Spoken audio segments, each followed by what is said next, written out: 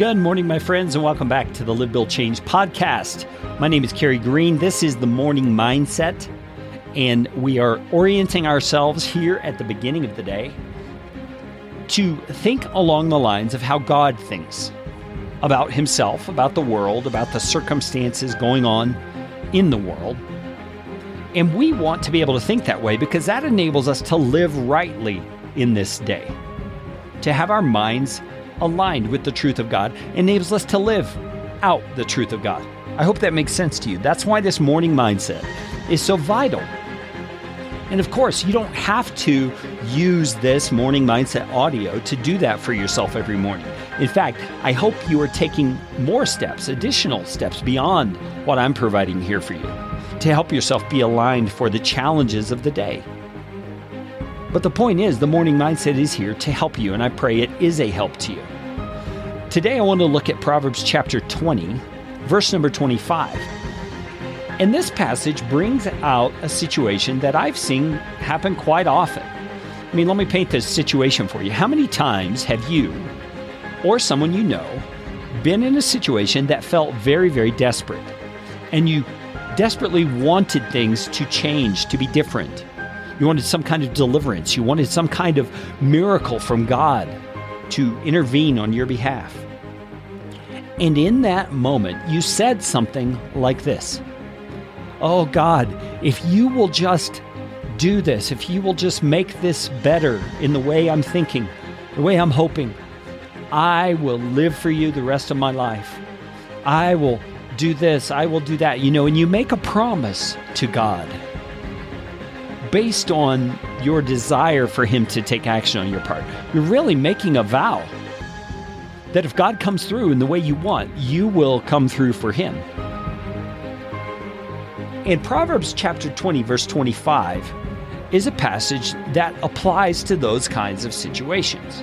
It doesn't sound like it at first because the writer is using the kind of language people in his day would understand, the kind of situation they would understand. But it applies exactly to the kind of thing I just described. Here's what it says. It says, "It is a snare, a trap, to say rashly, 'It is holy,' and to reflect only after making vows." So let me read it again. "It is a snare to say rashly, 'It is holy,' and to reflect only after making vows." What is he saying? Well, he's saying that it's a trap. It's a trap to pledge yourself to something, to make a commitment based on a rash, in-the-moment sort of a situation that you want to see changed, and only afterward to realize what you've done. You've made a vow to follow through on something that you actually may not be able to follow through on. I mean, you may not have the wherewithal, you may not have the grit, you may not have the determination because you're a human being and you're going to fail. And he's saying that is a trap. Be careful of that. Don't put yourself in a situation where you have committed yourself, especially to the God of the universe. I think that's what that part, "It is holy," is referring to. You see, you're making a holy kind of a vow to God. Don't put yourself in that place to make a commitment to the God of the universe that you may not be able to keep, because he takes vows very seriously. A vow is engaging him in the process.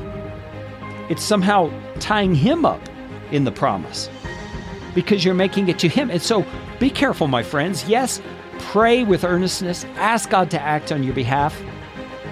But don't commit yourself to things as some way of trying to coerce God into action on your behalf. He is gracious. He is merciful. He loves to respond to his children. And that's really all we need.